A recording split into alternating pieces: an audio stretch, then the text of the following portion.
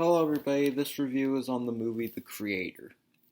So, the plot of this movie is in the distant future, there's a huge war between humans and artificial intelligence, and the US military tries to kill Nirmata, who's the creator of AI.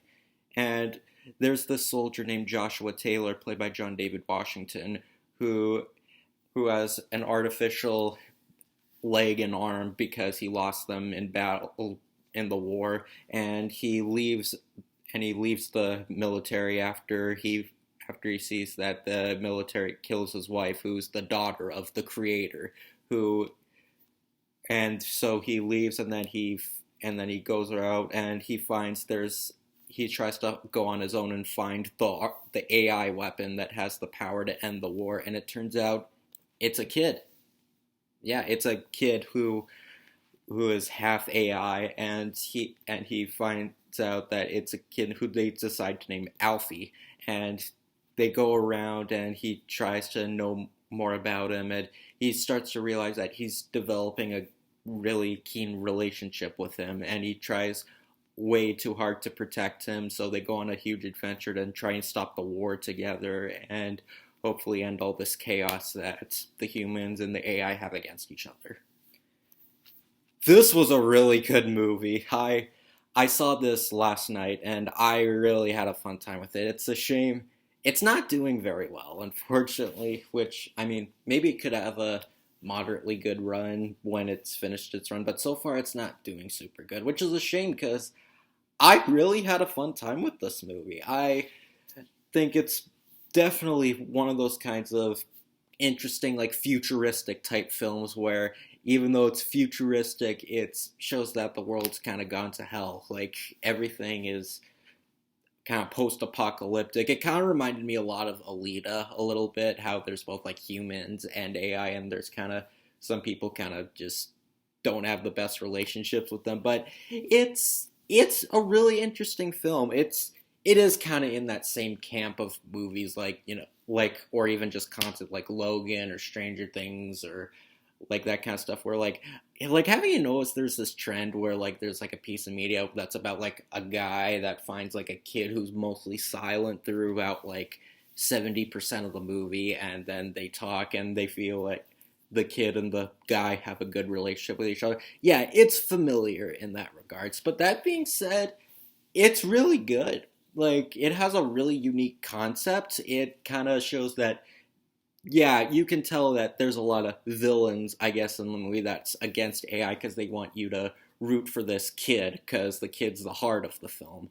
But it kind of makes you feel like it's almost too close to reality because we all know that AI is kind of taking over a lot of stuff lately. Like people are making AI videos, Hollywood's debating using AI. Like there's lots of stuff. So I guess this movie did come out at the right time. So it is kind of like a kind of think of it as like an unintentional satirical piece. So I don't think that's what they intended. I think when this was originally written, it was just a you know fun sci-fi film, but it still is in that aspect.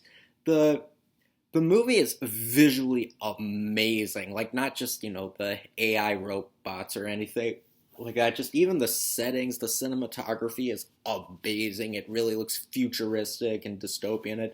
I mean, it did have the same cinematographer as Rogue One. I mean, this was directed and had the same cinematographer as Rogue One, and I did really get visually the Rogue One vibes from this movie. It really did look like that kind of dystopian, futuristic type film. And the cinematographer also did Dune and the Batman, so he's got a good track record. And yeah, I definitely hope this gets nominated for, well, maybe not cinematography, though that would be good, but even just effects, because the effects of this movie are amazing. It's really, it's funny. This movie only cost, I think, I read it only cost like $70 million, and it has better effects than The Flash. Pretty embarrassing, but it looks really cool. It very much has that dystopian sci-fi vibe where like it doesn't really look fun and futuristic. It's kind of like really downbeat and gritty. Like it really has like that cool kind of war vibe because the whole movie's about a war, so that really brings out all the atmosphere that this movie tries to bring. There's some really good like visual CGI shots of space, like especially near the end. I'm not gonna give context, but like you do see some space shots and it looks really cool. The acting, it's quite good. Like the John David Washington, who's Denzel Washington's son, I believe. He's a good lead. Like I think he definitely has a good father figure type character to his character when he looks after the kid, and heck, even the kid's really good as Alfie, who they decide to name, and he's actually a really good child actor. Like you can definitely feel his pain and emotions, especially with, and even like lots of the families, like in the beginnings, lots of them that are like the creator, like his family gets killed by AI, and like it's you do feel a lot of emotions within all the action. So that's really what a good sci-fi film should bring you. Like you can have the fun aspects, but you don't have to be afraid to go into the deeper subject matter. So it's a really fun film. I mean, maybe I guess I'm looking too deep into it, but like it still has, its themes are in the right place, its actions in the right place. It's like a perfectly good film. It's so far I'd say this would be in my top 10 maybe. I don't know if it will by the end of this year, but if not, it could be an honorable mention because I did really enjoy this film. Like I said, it's a shame it's not doing super well, but if you haven't seen it, I highly recommend it. It's actually a really good experience. So if you want to see a movie this weekend, I definitely recommend seeing this one. It's really good. Okay, and for the trailers I got The Holdovers.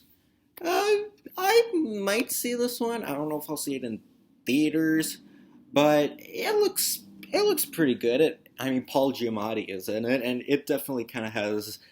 It definitely feels like he's a underrated actor. I believe it kind of feels like the kind of like comedy drama film he'd be in. It looks very like offbeat, and it pretty much looks very.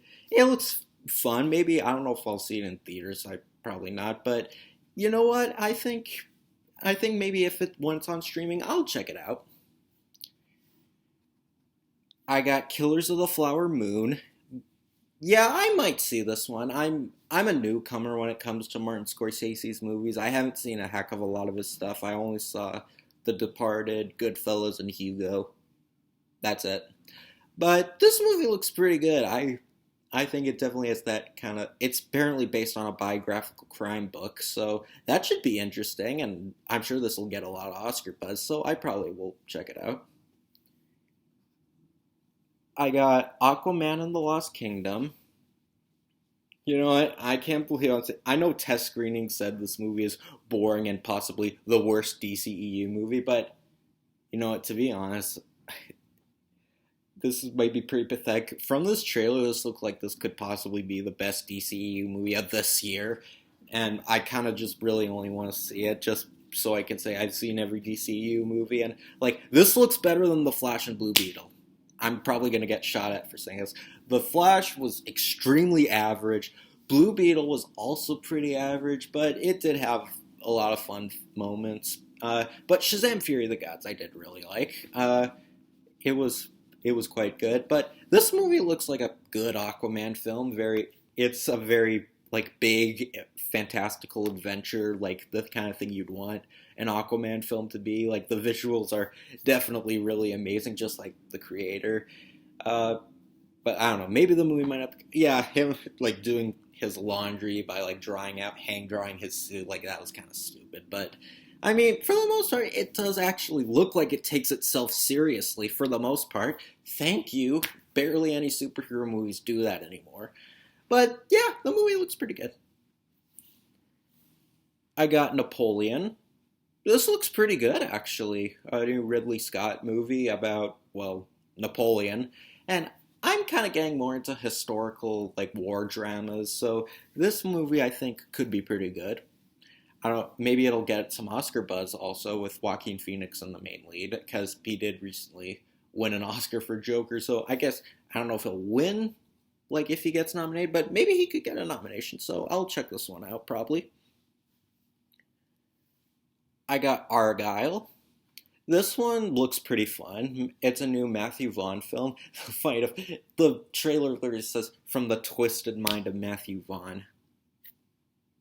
The only twisted movies he ever done were the Kick-Ass movies. I wouldn't call him a twisted director. He did X-Men First Class and the Kingsman films, and Stardust and Layer Cake. I wouldn't exactly call him a twisted mind. He doesn't really fit that category. But that aside, it looks good, like a good spy comedy, and it's got a really good cast. I think Samuel L. Jackson's in it. It has Henry Cavill, John Cena, Dua Lipa, some other people, and it looks fun, so I think I'll check this one out. I got The Next Goal Wins, a new Taika Waititi soccer film, and this looks pretty good. Like, it could be a good inspirational, um, sports film. I mean, yeah, Taika Waititi, like, when it comes to Thor films, oof. But I did really like Jojo Rabbit, so maybe he's got a talent when it's, like, not established comic book characters, but it actually looks like it could be good, so I probably might check this one out. And I got The Marvels. I'm sorry, but I have no interest in this. From what I've heard, it sounds like every single MCU movie since Guardians 1, most of them, or even just comic book movies nowadays, because they said this movie will focus now on comedy. And, like, even some headlines said that the Marvels will be different from other MCU movies because it focuses on humor. Almost every MCU movie since Guardians of the Galaxy has focused on humor. How is it different? I mean, the first Captain Marvel was fine. At least it mostly took itself seriously. I mean, aside from Nick Fury's eye patch backstory, they changed it for the sake of the joke. That was stupid. But for the most part, the movie was good. And I haven't seen the Ms. Marvel miniseries, so I don't know if I'll be lost on this. So, yeah, I'm sorry. The Marvels, I I like Brie Larson, and I didn't even mind the first Captain Marvel, but just I'm really bummed out of superhero movies now. I mean, Aquaman looks good. At least, like I said, it looks like it mostly takes itself seriously. But just every superhero movie just feels like it's just going to be an MCU wannabe or having a Guardians of the Galaxy tone. Like, I'm just really bummed of superhero movies lately because they all just want to be the same thing. And it comes off as really annoying. So, yeah, I'm sorry. I have no interest in the Marvels. But the creator's really good. I think it really should do better. I think if you like I said, if you're free this weekend, go check it out. I think it's a really fun experience. It definitely is the kind of movie you'd want to see on the big screen. So I highly recommend checking it out. It'll probably make an honorable mention for my top 10 of the year, or maybe I don't know if it will make my top 10 exactly, but it would definitely make an honorable mention. So I definitely had a fun time with myself, and this was a really good film. So, goodbye.